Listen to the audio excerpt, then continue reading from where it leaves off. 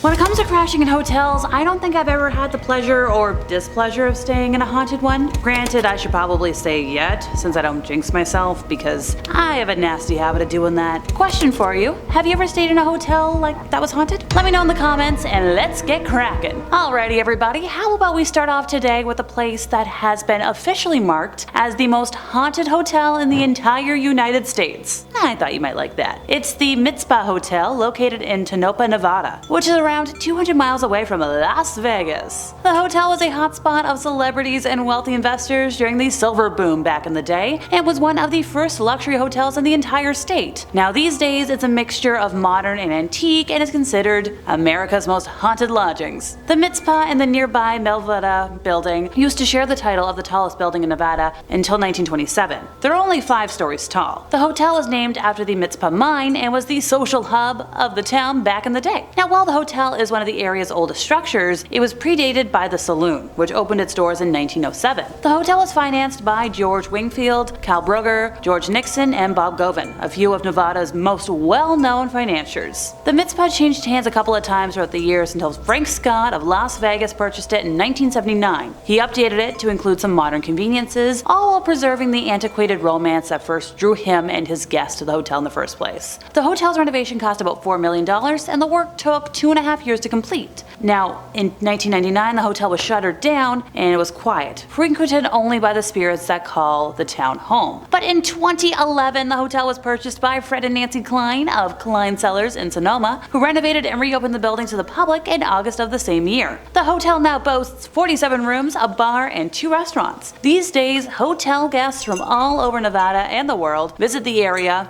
including ghost hunters looking for experiences with the strangeness. They also look, down the street to the Clown Hotel, but don't worry, I'll talk about that in a moment. And the cemetery. I'll get to that. Most importantly, this hotel is home to the Lady in Red and quite a few other unexplained entities. The building is rumored to be completely infested with ghosts, and legends of strange occurrences have been coming out of the hotel since its inception. One especially horrifying story tells of US Senator Key Pittman dying in the hotel in 1940 and being kept on ice in one of the hotel's bathtubs. With the 100 and something years of tough Nevada history, the ghosts have made quite the reputation for themselves. One spirit reported at the Mizpah Hotel is that of Rose, a lady of the night who met an unfortunate end. Now if you know anything about me, I like a good spooky lady. Guests report her presence after their items mysteriously moved from one place to the other. Rose was a high-class lady that lived on the top floor of the building and met her end by way of hands around her neck, courtesy of a jealous John-turned-lover who wanted her to stop her line of work. She refused and sadly met her fate in the same room guests can now book and spend the night in. Cheers! There's also a nameless soldier who was reported to haunt the 3rd and 4th floors of the hotel. His name is, well, unknown. That's all we know. We just know he died there. We can't forget the pair of ghostly young people who haunt the 3rd floor. They're known to play pranks on the guests and are most often seen in hotel rooms and hallways. Multiple guests have reported hearing giggling and hearing their doors open and shut on their own. Oh, you thought that was all? Not quite. There are also 2 bank robbers who were killed during a heist by their co-conspirator. Their ghosts are said to haunt the basement, giving cold chills and strange sensations to visitors and staff who happen to find themselves there. Before I forget, like I mentioned before, the hotel is very close to the very famous Cursed Clown Motel, which is also supposedly haunted. Legend states that the clown statues act as vessels for the miners' ghosts. They possess the dolls and come to life. Apparitions have been seen walking to and from the graveyard, and disembodied voices have been heard saying, "We mined and we died that day." So hey, stay in Tonopah at your own risk, I suppose. I so want to force a friend of mine to stay at the Clown Hotel with me one day though. I feel like we'd feel so safe there. If you know, you know. We love our clowns. How about we leave the States for a moment and venture over to the Razorback Inn in Picton, Australia. So I learned about this town back when I did a top 5 scary haunted places in Australia. Now while I'm sure every town has its ghost stories and haunted spots, Picton is a little different. This town has apparently more haunted areas per capita than most. It is the most haunted town in all of Australia. This isn't like a self-proclaimed title either, or like an allegedly. It has earned that title. A ghost story sticks out in almost every corner of the town. The inn was built by Oliver Whitting, who was an ex-convict in 1950, and it's believed that his spirit is the main one that now haunts the place. It was first built as a tannery and vineyard, but over the years it has also been used as a guest house, private residence, and restaurant. Nowadays it's part of the Willoway Woolshed. There are many spooky stories told about the inn. Visitors who stay there have said that they have heard loud noises in the night, and a very loud and noisy ghost is the star of the show. It's a perfect place to stay if you want to go visit the even more haunted Picton Old Main Railway Tunnel, where there are more ghosts than I can count. The most famous of all being that of Emily Ballard, who died in a terrible railway accident. Ghosts for everybody. Alright, back to the USA we go to visit the Hollywood Roosevelt Hotel. Seeing as I'm currently planning a trip to California, and I'll be flying in and out of LAX, maybe this will turn into a stop I have to force my friends to make. So Hollywood has long been said to be haunted, not by flops, but by the ghosts of stars who came before us. The Hollywood Roosevelt Hotel, located at 7000 Hollywood Boulevard, figures in many a ghosty tale. The 12-story hotel opened on May 15th of 1927 and has been a staple of Hollywood life since, including hosting the first ever Oscars back in 1929. Marilyn Monroe had a long association with the hotel. She posed for her first print ad, a toothpaste spot, on the diving board of the hotel pool. And as her career took off, she often stayed in a second-floor cabana at the Roosevelt just overlooking the pool. The hotel provided Marilyn with a tall, dark wood-framed full-length mirror, which after her death was moved to the manager's office. A hotel maid was dusting it one day and saw the reflection of a sad-looking blonde woman. She turned to ask if she could help, but there was nobody there. Well, the mirror is no longer in evidence at the Roosevelt. People can stay in the Marilyn Monroe suite, which is overlooking the pool, and it's got some beautiful vintage furniture. Other ghostly guests have also been reported swimming in the pool, by the way. Not surprisingly, this pool has been deemed buzzy with spirit energy according to experts. Another famous Roosevelt guest was 4-time Academy Award nominee Montgomery Clift. He stayed in room 928 for several months while preparing for his role as an Army bugler in the 1953 classic From Here to Eternity. Now, he was considered one of the most talented actors of his generation, and he was a sensitive spirit who battled demons including a variety of substances, a disfiguring car accident, and depression. Guests who have stayed in room 928 report the brooding spirit of Montgomery turning up the heat and switching on the radio to let everybody know he's still around and still angry about an unfulfilled life. The mournful sounds of the method actor playing the bugle are said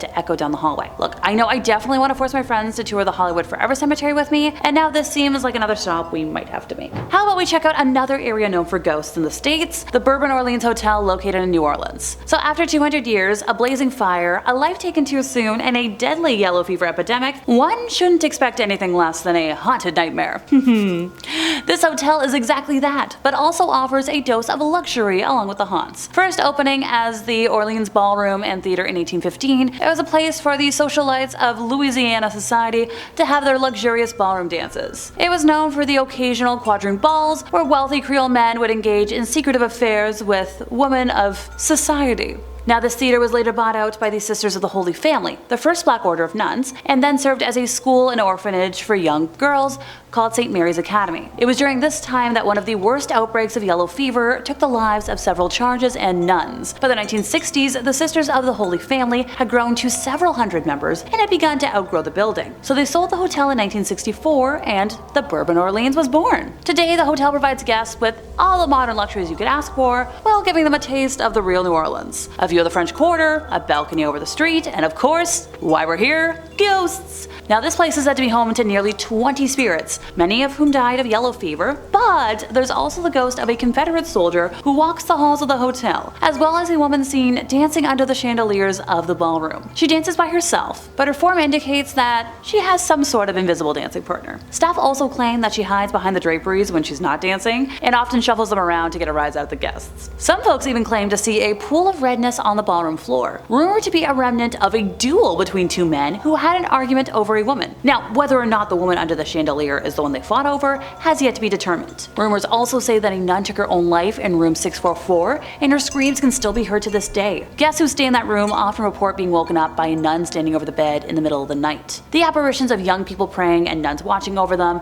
have been seen by many guests and staff, and some guests have reported hearing the laughter and pitter-patter playing in the halls, and others claim to feel small people like tugging on their clothes. Oh, and before I forget, the ghost of a girl chasing after her ball is often seen on the 6th floor. Alrighty, how about we end today with a Canadian location, the Banff Springs Hotel. It has a pretty neat history since it opened in 1888 during the construction of the Canadian Pacific Railway. It's really pretty, but there's one room that visitors should be aware of. Room 873, or well, lack thereof. As the story goes, decades ago a family was killed in this room, and after a lengthy investigation, the room was refurbished and booked out to travelers. Soon after, reports of disturbances flooded the front desk. The legend claims that guests would fall asleep in the room only to be awoken by hollow screams, and when the lights were turned on, they would be startled to find red-stained handprints on on the mirrors inside the room. So by the time staff could rush to the room to investigate, the prints would have disappeared. So in efforts to cover up the horrific tale, it was decided the room would be sealed off. The doors were moved, the opening was covered with drywall, and it was made to match the rest of the hallway. So it's undeniable that something has happened to this room, and the staff of the hotel are forced to give overly rehearsed answers when asked about it, so don't bother them. But let's review what we do know. There are rooms ending in 73 on each floor, and a room is located on the floor above and below the missing room on the 8th floor.